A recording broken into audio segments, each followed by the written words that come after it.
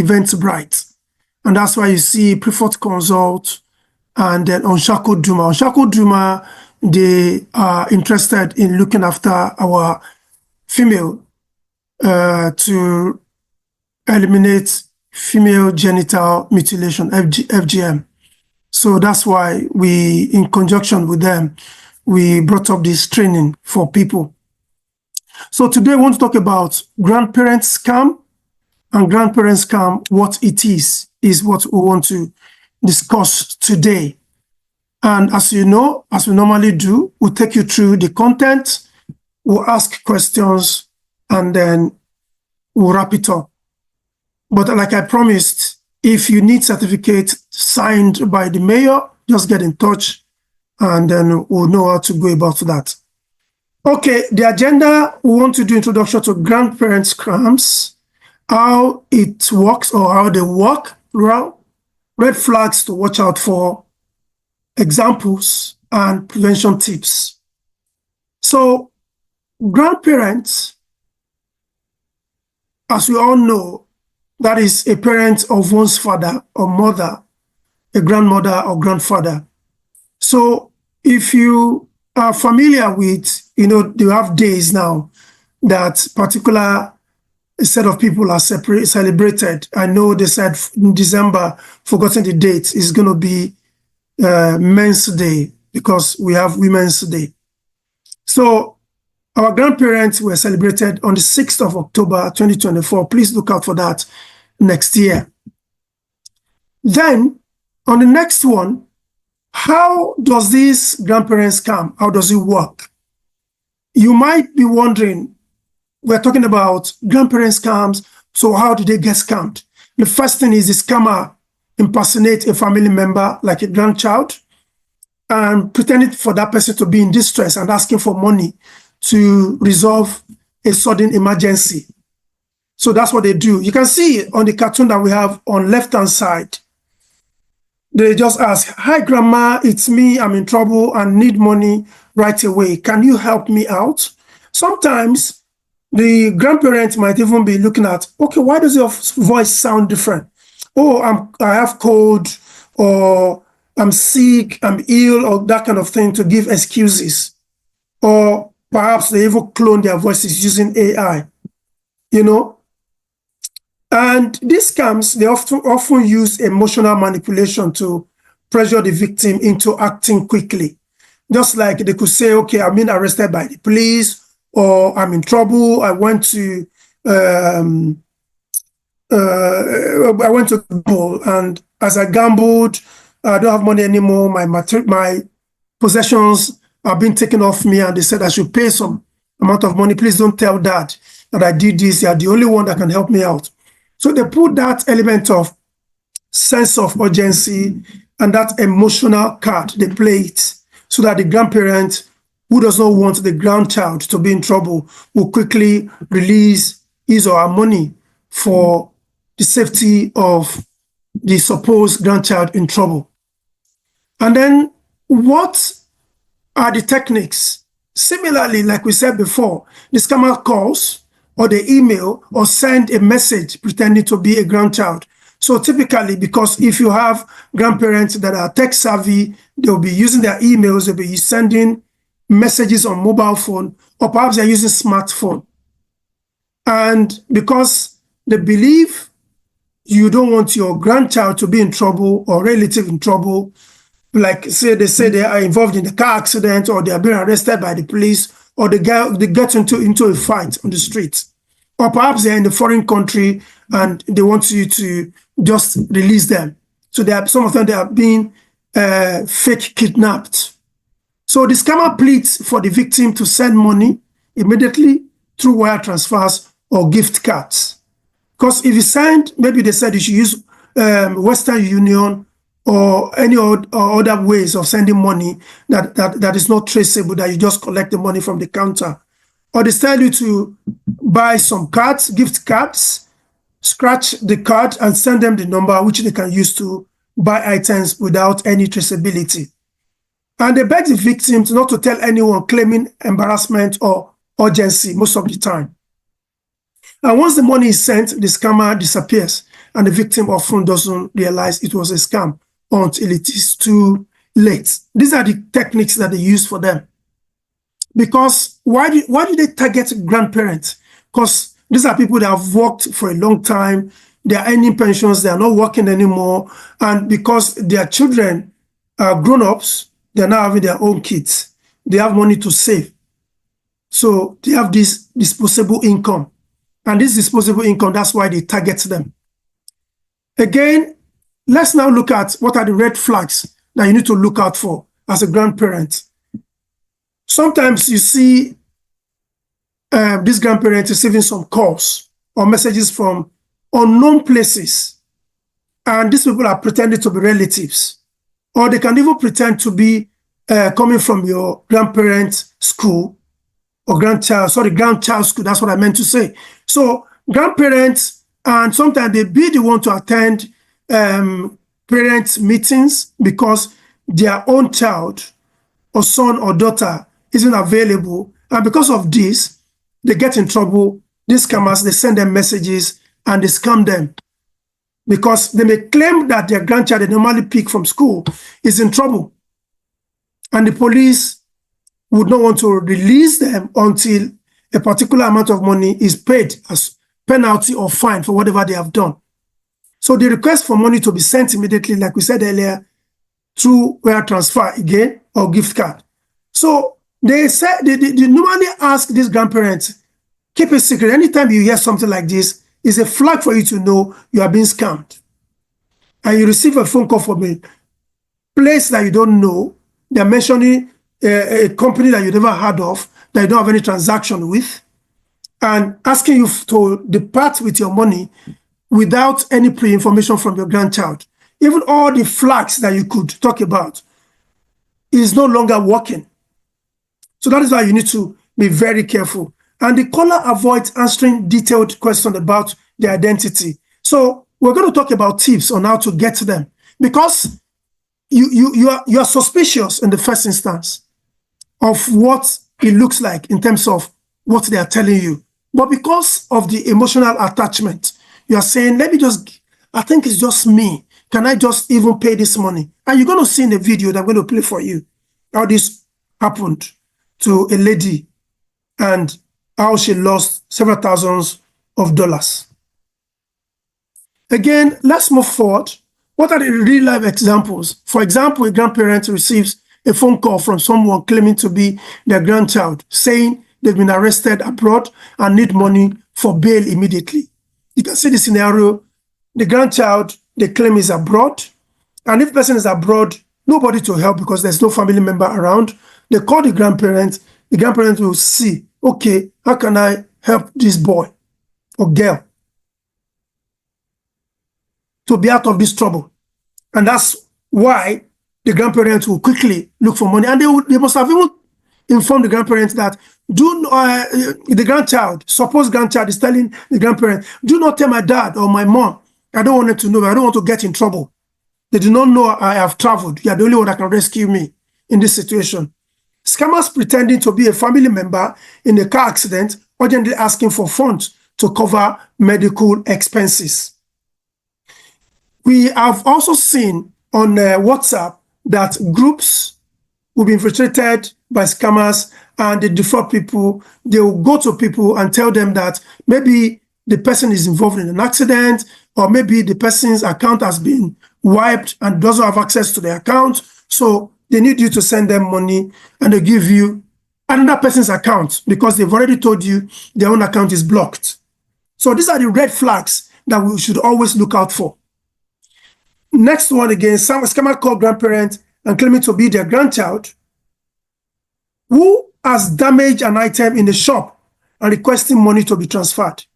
Oh, my grandchild has gone to a corner shop, has broken some items, and they need me to transfer money to them. So these are likely scenarios because it happens every day and every time. We can easily fall for this as a grandparent because we don't want our grandchildren to get in trouble. So what are the prevention tips? Always verify the identity of the caller by asking specific questions. Only the real person would know. If person is claiming to be your son, Samuel, why not ask the person, oh, can you tell me 3 names of your friends? When last, the party we attended the other day, where was the location we went to for that party? So these are questions that you can ask them for you to actually tell the scammers that you are prepared, you know they are trying to scam you. Or you hang up and contact the family members directly through a known number to confirm the story. And I'll tell you how this works when you watch the video. And never send money, gift cards, or personal information to someone without verifying the identity. Because if somebody asking you something sensitive about your personal information, about your family, do not give them. Because in this class, we've talked about phishing, talk about vishing, talk about smishing, talk about quishing.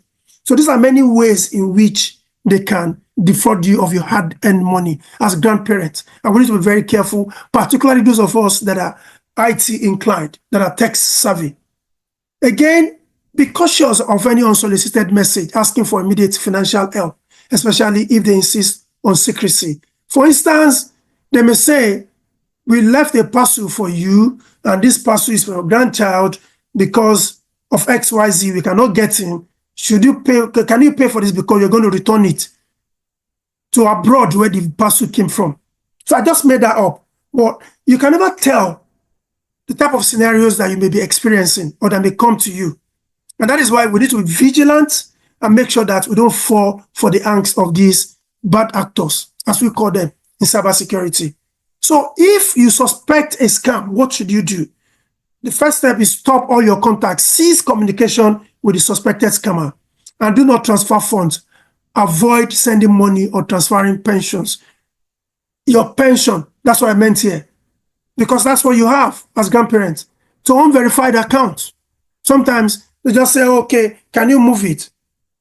Report scam in the UK, contact Action Fraud, the UK's National Reporting Center for Fraud.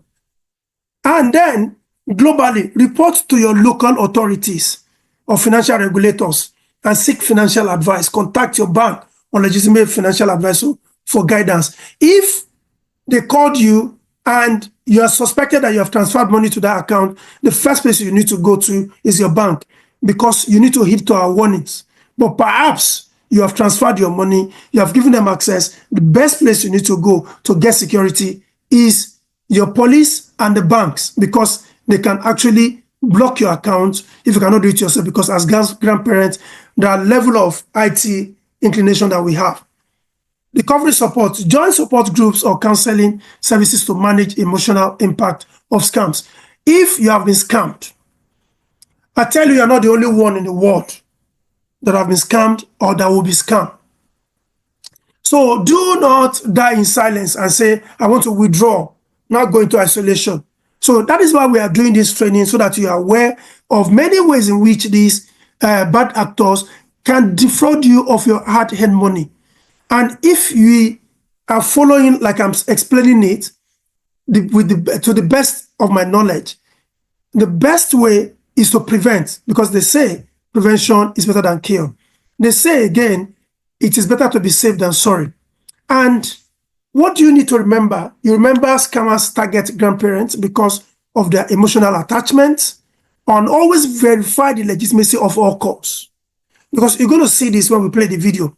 And take your time and consult your trusted professionals before making financial decisions anytime. So what is the call to action for you? Share this knowledge with family and friends, especially those close to retirement, because they are grandparents. And stay informed about emerging scams. So before we move into question and answers, I want to play some videos, and just bear with me, and we'll take it from there. You will see the video shortly. I would share, just give me a moment. Let me share the sound so that you can hear the sound from the computer as it is playing.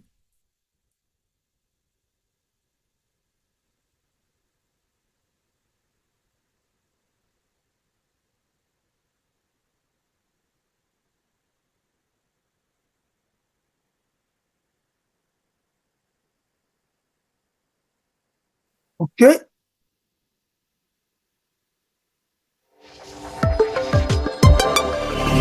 I'm Ann Gaviola with your top business headlines right now. The Canada Post strike is nearing the 3-week mark, and the business community is ramping up pressure on the federal government to intervene. The Retail Council of Canada... I think that's not the one.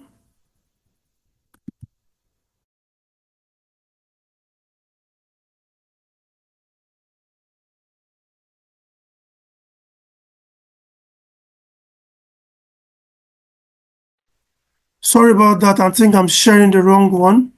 I'll share it later, but let me share this one. Apologies.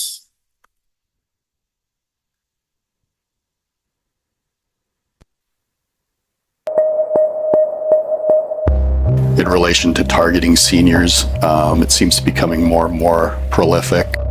As technology changes, there's different mediums that the scammers use to make contact with people. I'm Charlene Oldring, and I'm 79 years old. Charlene is a proud mother and grandmother. She has a weekly tradition. She makes cookies for her grandkids. One day, she received an unexpected phone call. I answered a private caller phone call, and the person on the other end said, "Hi, Grandma, it's Griffin." And he said, "I've got kind of a cold. I've been pretty sick." They'll make an excuse right off the bat for this, like, "Oh, Grandma, I have a cold, so that's why I don't sound like myself." Honestly, did have no idea that it wasn't him. And it wasn't. The scam was set in motion as soon as Charlene answered the phone. She was told her grandson was in a bad situation and needed bail money. I'm in trouble. I've had an accident. And he'd been charged with dangerous driving, and that the woman's husband was threatening his life. So I was under a gag order, and so was he. They will claim that there's a gag order in place and that the victim is not allowed to talk to anybody about it. And essentially, they're just trying to isolate that person. Came back, said, "Well, you could wire us the money, but now it'll be $90,000. I phoned my bank. They asked me what it was for, and I told them it was for this investment. It was out of my bank account that day. The amounts that they request, it's done for a reason, in order not to set off any red flags. I couldn't stand the thought of seeing him in jail. These scammers are so well versed in playing on human emotions and making us react. The calls kept coming, and the story changed, increasing the stakes. Now he's been charged with manslaughter, so we need another $140,000. I thought, if this is a scam, I'm in big trouble. Charlene was suspicious but remained quiet. I couldn't eat. I couldn't think. Scammers have developed these scripts over time, and they've perfected these scripts. Charlene thought the so-called gag order was legit and feared potential consequences. She was so concerned that she didn't even talk to her grandson when they were reunited at a family gathering. I said to the scammer, "Can you ask him to give me a sign, like a thumbs up or something, so that I know that this is right?" And he said, "Well, no, he can't give you any, he can't talk to you either." Nobody knew. Nobody at the party knew there was anything wrong. Charlene eventually broke her silence and sought advice. Then she called her grandson. I said, "Griffin, did you have an accident?" And he said, "No, Grandma." Well, I guess I've been scammed. In the end, I lost $230,000. They are relentless. They're driven by greed. They are clever. I thought, it's only money. Nobody was hurt. But my life is going to change. Embarrassing. Beyond belief, embarrassing. Sad. Because I'd lost my husband that year. And we'd been careful with our money for 53 years. So I thought, that's incredibly stupid.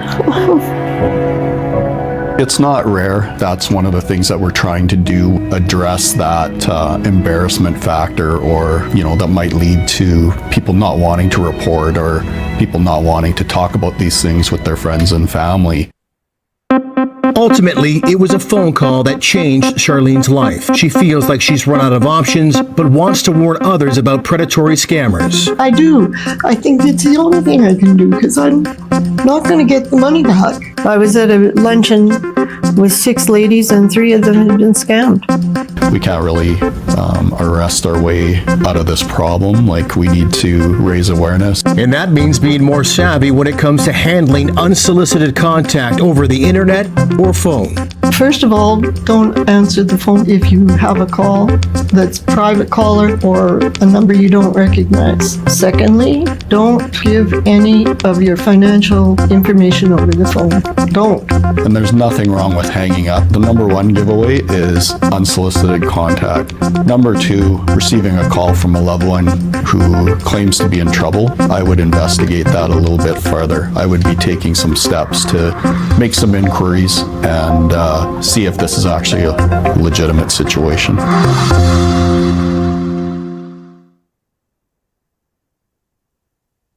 Yeah, I think we'll all enjoyed what we've had so far on this one. Can somebody tell me what is the age mentioned of the lady that we just watched a video? How old was she? If you all- 79. No. 63. 79. So who is correct? 79, 63?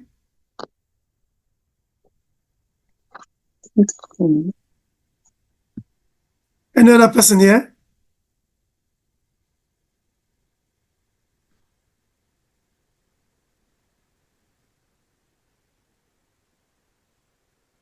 Somebody said 78. Any other person?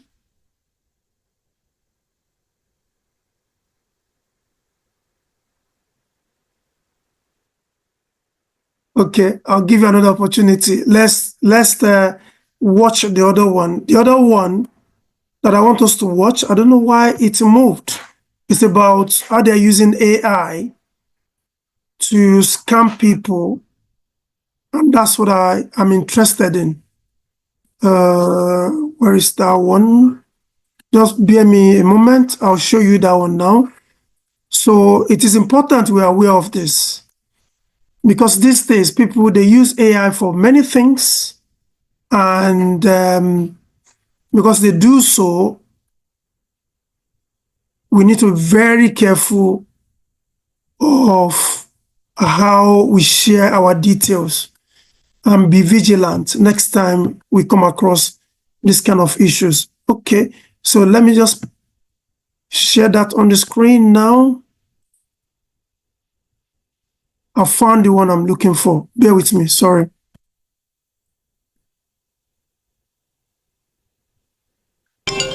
With the evolution of technology, it's made a lot of things easier, but artificial intelligence has also become a tool for criminals. It's unfortunate that that seniors who may not be as technological literate as other people are seriously going to be affected by new advances in AI and other technologies. Police say 2 men have been charged with possession of proceeds of crime over $5,000 after they couriered money for the fraudsters who were using AI to mimic the voices of the victims' grandchildren. What we frequently see is where they involve grandparents and where a grandchild is in some sort of an emergency situation, whether they've been arrested for something or in a car accident and they're in the hospital and need to pay their hospital bills. Police say they scour social media to find people online, take their voice from certain posts, and then track down who their grandparents are to begin the scam. They're taking a recording of their voice, if there's a video or any kind of audio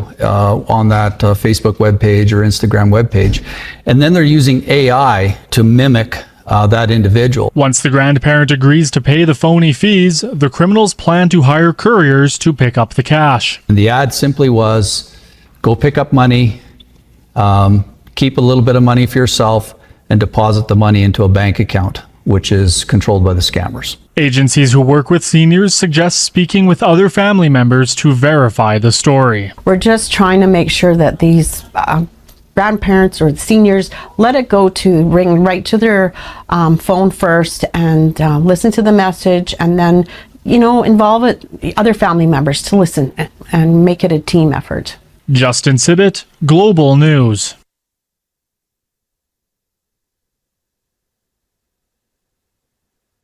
So I think the second one that you just watched now, the additional information I want to add to that is I've played with this AI myself. And if you have listened to several types of them, one of the most used example is Donald Trump. So what they will do, you feed the AI the voice which you want to clone, and you play with it and you tune it until it is the right vocal that you're looking for. So once you get that, all you just need to do is to prepare some text and feed this AI this text, and it will be churning them out in that person's vocal that you even think, I mean, it will even mix the accents. That's how good these AIs they are these days. So now imagine somebody's grandma's voice, like they said, being picked from a Facebook or whatever channel that you found it. They feed it into AI and they target the victim. So they don't just do it to random people. It's going to be targeted. And this thing I'm talking about, it doesn't take long before they're able to get the result out of the system. So that is why we need to be very careful these days as grandparents when we receive phone calls, emails, or text messages. Particularly, I want to warn our grandparents, or if you have one, tell them, when they get a text message and it comes with a link, if you are not sure, do not click on that link, because some of these things that you click, they download malware onto your device. What is malware? Malicious software. And that means the hacker can control your device from the comfort of their own, that they can even see anything they have, anything the grandparent has, or even any individual that you have on your phone, and be able to even make withdrawal or transfer of your money. So that is why we need to be very careful, and these are important information that we need to know. Then the other one, the video we played earlier, the lady, the age was 73. That's what they mentioned there.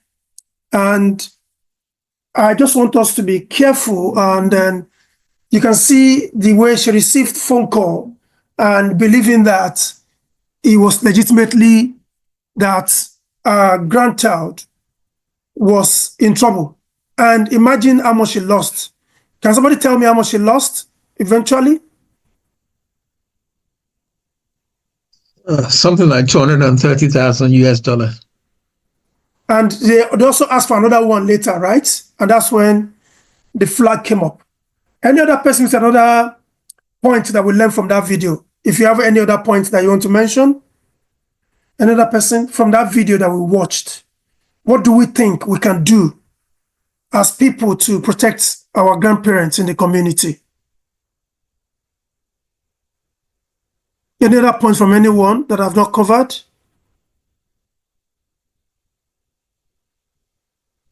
Oh, it's only 2 of us or 3 of us today that are in this session. So is there another person that wants to say something?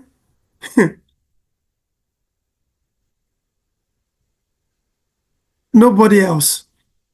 Okay. Go on, Ma. Go on. We should be educating our, grandparents or grandmother that if they receive anything, we let them know exactly what is going on, that if they receive them, they should confirm before they do anything about it. If they receive any message or they get anything, they should try to confirm or tell somebody nearer them so that before they do anything. That's very good, fantastic. Because that's the reason why we are doing this. It's an awareness training so that we can pass on this information to the wider audiences that we have in our various community. If you're not a grandparent, you know a grandparent. Let them be careful, particularly in this season that we are now. People are really, really out there. They want to buy something for their grandchildren. It's because of the love that they have, that emotional attachment. So these fraudulent activities can come in many ways. And that is why we started with phishing, vishing, and all that to train us how to look out for all these kind of things. Phishing has to do with email. They send you an email. Phishing, they'll call you that they have covered. These are the tools in trade that they look out for. And we also talked about pension scams too. They tell you to move your pension from one pot to another because the other one is giving higher percentages. And before you know it, you moved your account into a fraudulent account. And the money you've really worked for a long time, they just go out of your account into thin air within twinkling of an eye. Then we talked about shopping and investment scams here as well here. Any investment being introduced to you that is not legit, do not get involved. Do not say because the percentage looks mouth-watering that you want to go into it. That's recipe for disaster. And from one issue to another, somebody, for instance, there was a mistake in the blood test they did for him in the hospital. Even actual fact, he's not suffering for what they said he has. The person was bedridden. How much more you are losing your physical money? So the person was bedridden until the result was confirmed that it was false positive they gave him before. And immediately the person rose out of the bed. So we are just saying this to let us know that even being a victim of a scam can lead to many diseases that we don't have before. So that's why we need to prevent people and help to pass on this message so that people can be prepared and avoid this kind of issues in the long run. That's why we're doing this. And we hope you'll be able to pass on this information as well to people that are not here in the wider community. So there are many ways in which you can be scammed. And our account, they are very easy to move out money from them now these days. It's just push payments. You tell them your account and they tell you to go and confirm on your app. And that is it. Your money is gone, voila. So let us help people to avoid these scams. There are a lot of them out there. I don't know if there's any question. We have a few minutes left on the session. Hello, sir. Yes, it's not a question, but just to make people aware, because it's been twice that I've got this message. Not only the bank or anything, this federal government giving out money like winter fuel and something like that. They are using it now to scam people. They ask you, send you a message as if it is from the GWP, and they tell you that you are supposed to have something to confirm your account and everything. Then you have to go to one link, and then when you press on the link, give your details. All these things are scam. So what I'm going to just say is that if anybody get this, whether young or old person, you should first of all call this WDP and confirm. And even when they send you a message, which they have always done, you will see there that you don't have anything to do with anybody or any link. Just automatically they will send it to your account. So we should always be aware of that so that we don't get scammed. Thank you very much. That's a fantastic heads up that you're giving us there, which I even forgot to mention, because you see, the seniors, as they call sometimes, government try to look after them, and that's why they target them with kind of message. And this message is not, sometimes they're not even targeted. We call it spray and pray, spray and pray. They just send it to many people, and they believe in the midst of people they've sent it to, they know that you have grandparents there, you have seniors there, and before you know it, they will fall for this kind of tricks that they have. And let me just give you this instance. If your bank wants to reach out to you, they will say, "Dear Said, dear Noimotu," like that. So they have to address you by your name. They will not say, "Dear customer," because that's one of the tricks of these scammers, because they don't have your details. Yes. So you look out for that. They mention your name if it's coming from your own bank itself. So let us be vigilant for all these kind of things. And like I said, don't click on any link when you have in your message. If you want to know, ask your bank directly instead of, letting your money leave your account before you now go and make the confirmation. It is better to be safe than sorry. Remember what happened to the lady in the video we just watched. Any other question from any other one? Any other person here on the platform? I have one question. Yes, sir.